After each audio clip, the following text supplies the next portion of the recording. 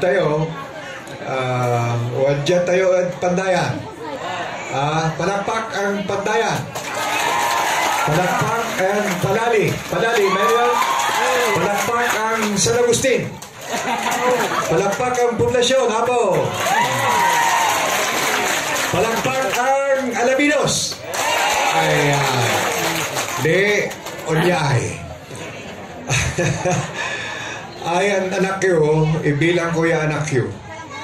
Nuwadyaak at Alaminos, na narag-ang tirik na kapo. Awan ti saksakit ti katawan. Malakas. Mo yun apay, dito'y Alaminos apo, kasla dito'y ti kumpiyansa ket 100%. Tadi, ti mapugak ti politika na minumpat apo. Every time, nangabakak dito'y Alaminos apo. Every time. Palakpakan nyo pa na po nila.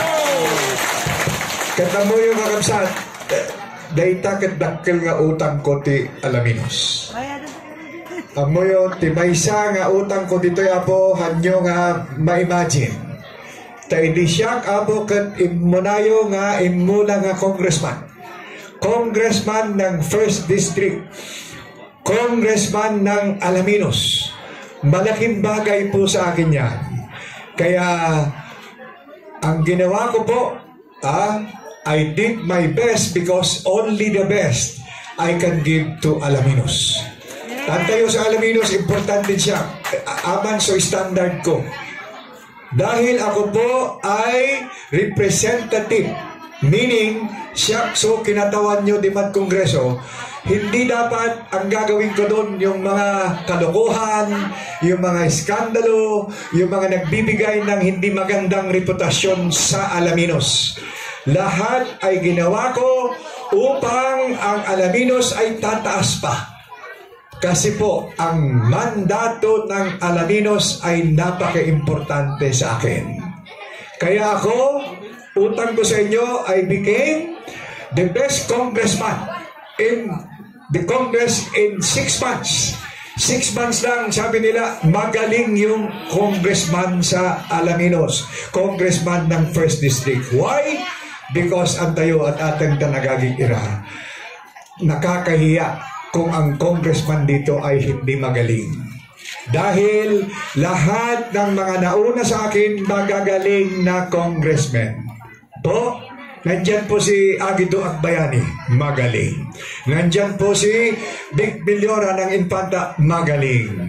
Nandyan po si Jeremias Montemayor, magaling. Yan po si Juan de Rodriguez, magaling po. Kahit ating kaibigan na si Nani Braganza, magaling.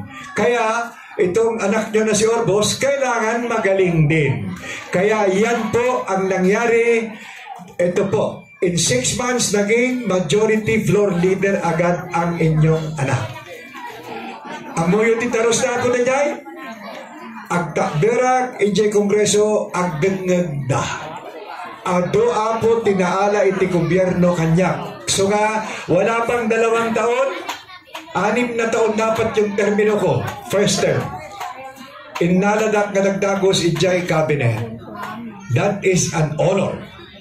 Ngayon, nalaltas na dyan apo, inaladak manin nga executive secretary. Isod ka po nakakabsat ni kitaan nyo. Agsubliak nga congressman nyo mabalin na po? Ngayon, ang dati tungtungan tayo apo ha, ang dati tungtungan tayo.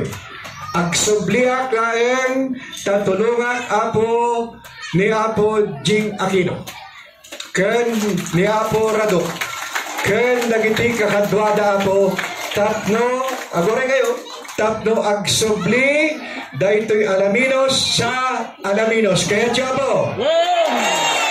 Lakasan natin yung palakpak po. Lakas. Agore kayo. Tano, kwentas claras ko na ni Governor Espino. Derechahan.